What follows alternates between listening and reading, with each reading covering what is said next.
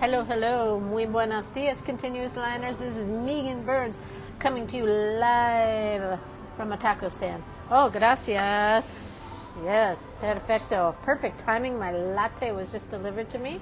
Look at how wonderful this is. Muy buenos dias. Good Monday morning. Yeah, I'm here in Mexico City. Today is Monday, September 2nd. First working day of September, and we are kicking off the daily drawing, continuous line drawing challenge of continuous line people. Continuous line people, right? We've done continuous line portraits, selfies, I guess, but now we're moving into clumps of people. And this is why yesterday there was parades and protests all over the city. I did a clump of people in one line, right? And then flags and whatnot. Then I also was at the Ángel de la Independencia, where Sundays is the bike day, right? So, oh my God, this is like probably one of the hardest things, is doing a whole clump of bikers and even rollerbladers. I forgot to put some dogs in there because there's usually lots of dogs, but continuous line people. And so the idea is to do more than one. It's tricky. It's not an easy prompt to do, but like anything, with practice, it gets easier. It gets easier, right? You know, I'm sure those of you who have been engaged in a continuous line practice, it's not always about just being continuous line, because I have a lot of people say to me, what if I lift my pen? Oh my God, I lift my pen. Honestly, I don't care, and nobody cares. Nobody cares if you lift your pen. There are no continuous line police. Yeah, there are some purists out there for sure. I know people that, like, would saw off their arm and if it meant that they had to, like, step away from their drive. What am I saying? I'm saying that there are some people who are real purists, just like with anything. There's purists in any kind of art form, but there's also, like, you have a license for your creativity, and you can do the thing that you want to do.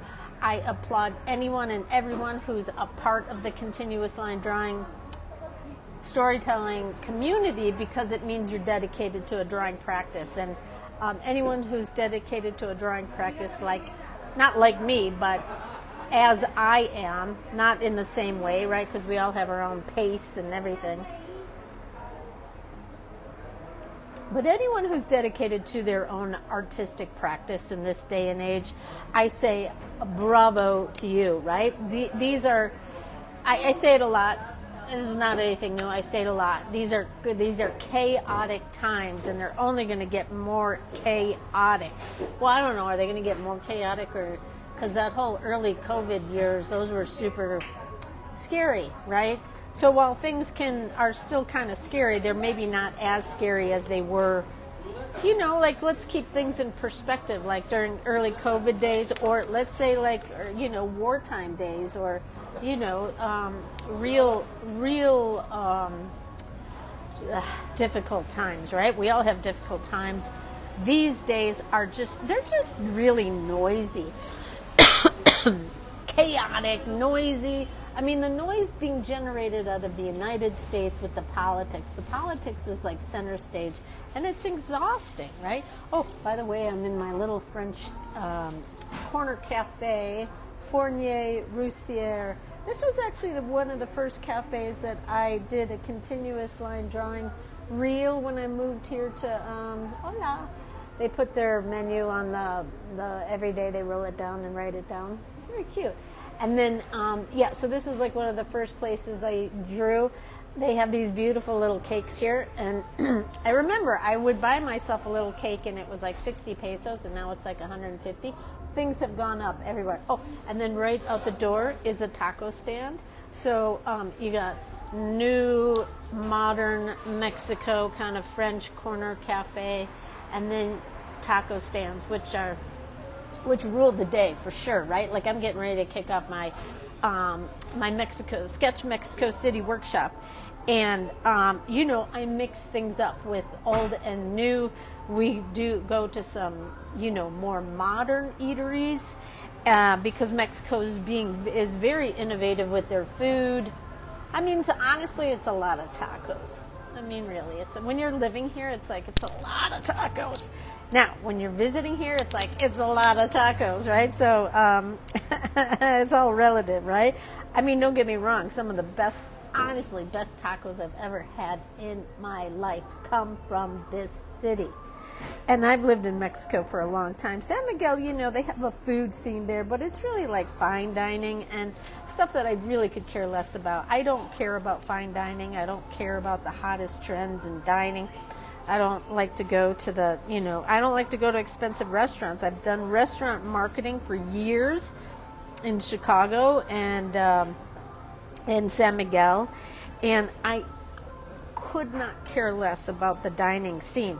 Now, that said, I care in the sense that I work in organic meat, and so I'm very interested in regenerative agriculture and the things that are born from that practice of holistic livestock, holistic farming. Let me just say it that way, right? So while I may not care about fine dining and the latest trends, I do care about where food comes from and how it's sourced and how livestock are treated before they move on to their next calling in life. So yeah, I do care about how food is sourced, and so my agenda that I've been confirming and tweaking in the past few days, it really, I mean, we could spend weeks and weeks and months here in Mexico City and still not try even a fraction of the food that's available here in the restaurant scene, right? So in my short workshop, I have worked hard to curate, well, not even worked hard, I just lived here and I've worked smart on like curating an agenda that everyone just loves.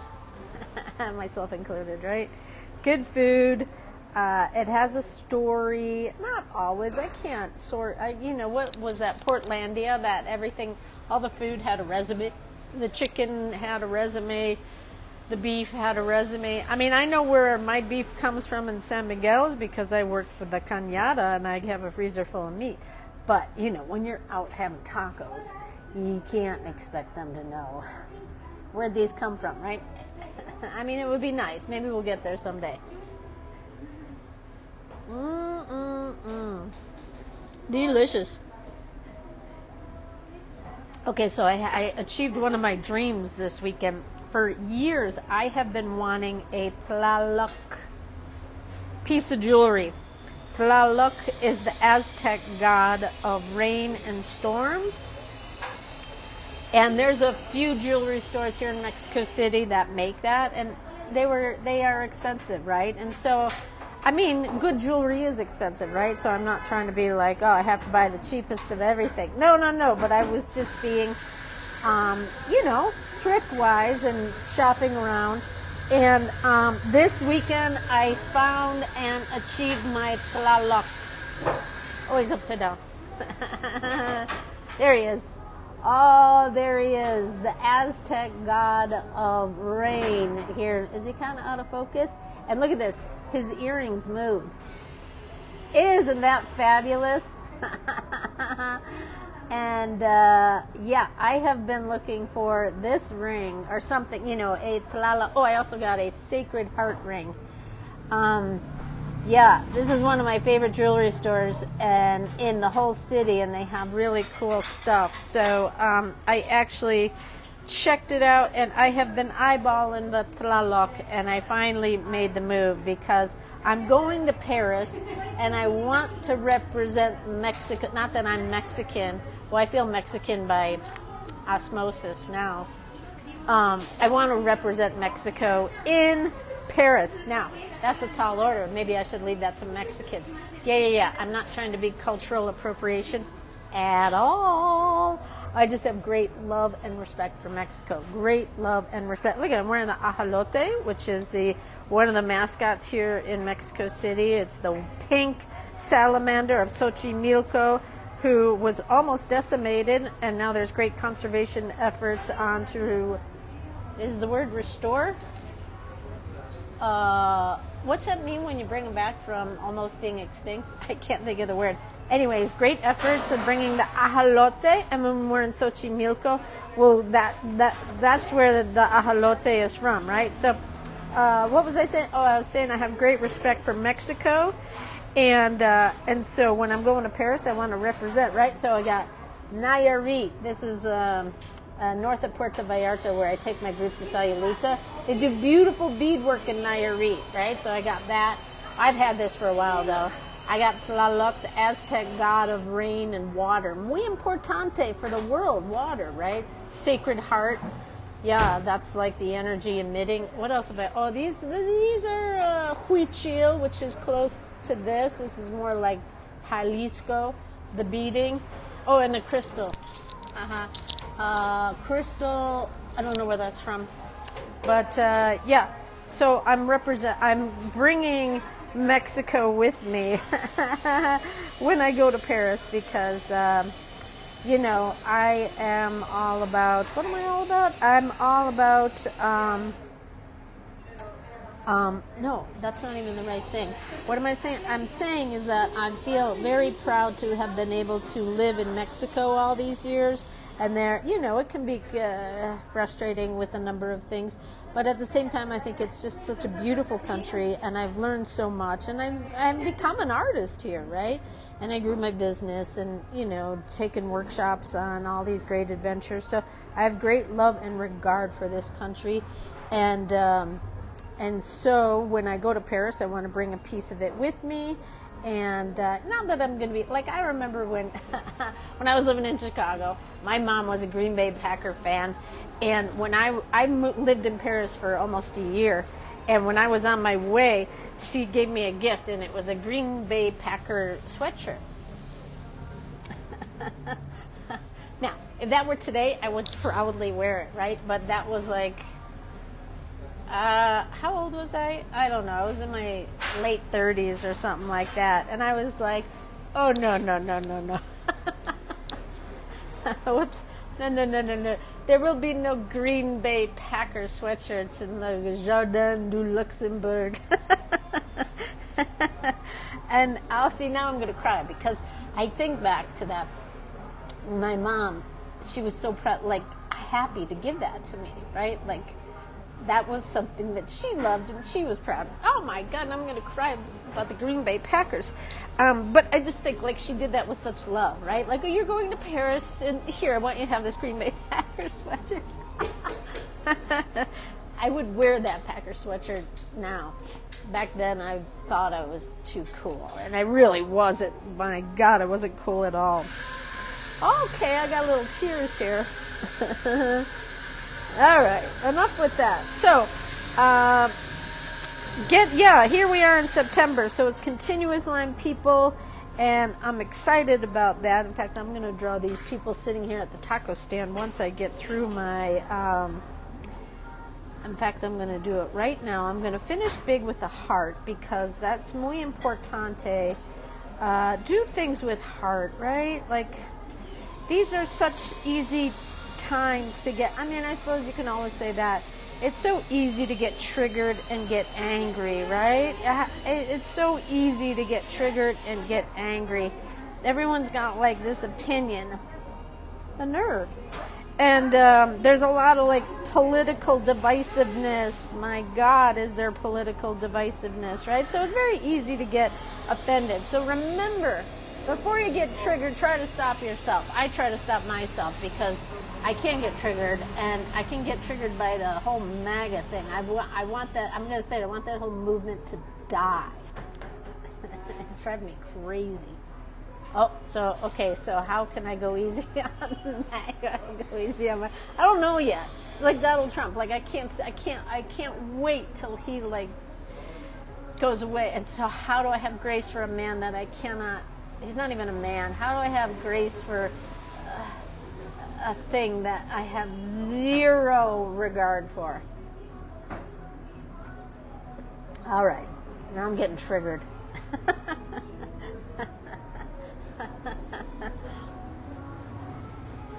So when I get triggered, what do? I am going to draw because it is something that helps me. It helps me detach from my angst, even if momentarily, right? Here's a guy sitting at the... He's sitting at the taco stand, and I'm using...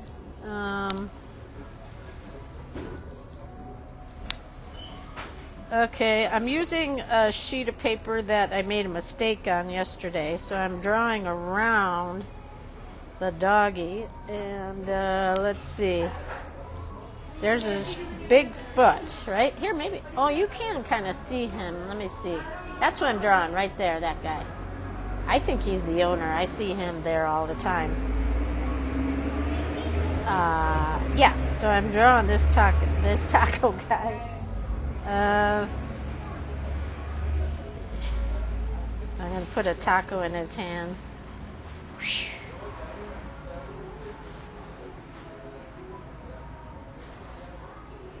He's got like a big wave in his head. And then the taco stand, right? So let's see, that goes...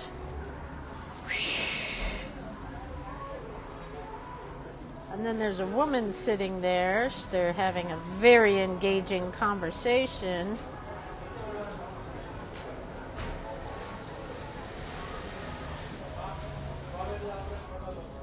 And she's got a beautiful poncho on.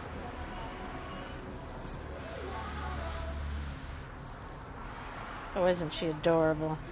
See, I already feel better. I already don't hate Trump as much as I thought I did.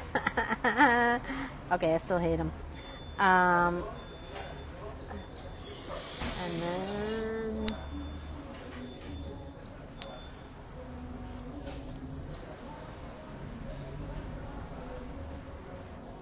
Okay. And then there's a gal making tacos. So I hope if you're with me, you can draw this. But anyways, it's hard for me to like look over there and do a whole drawing thing. But now I'm going to make, here's the taco cart. And then there's a, I think that's a gal, right? She's all layered up. Even with a mask and everything. And a hat. Oh my God, what have I done? There she is in her making tacos. All right, well, that was just very, see, I just did that as a way to get out of my anger, because I was feeling angry, right? There we go. So I'm just going to put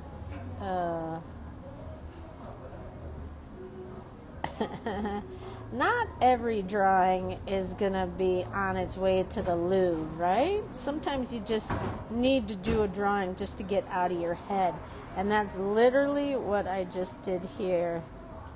Because I was getting all angry about things.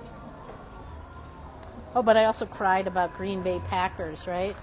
So there we go. There's my breakfast morning taco truck. Okay, everyone, I'm going to go do my class, continuous line fundamental Zoom class. Go easy on yourself, go easy on others. I'm going to sit here and think about my actions as I finish. Oh, here you are. I'm going to finish my beautiful latte with TLALOC. And a heart, right? Go easy on myself, go easy on others. Have a great month. Oh, it's Labor Day, isn't it? So that means Americans may be off today. Have a great Labor Day, whatever that means. And keep drawing, keep telling your stories, and I'll see you. Oh, I won't. Well, anyways, I'll see you next time. Bye, everyone.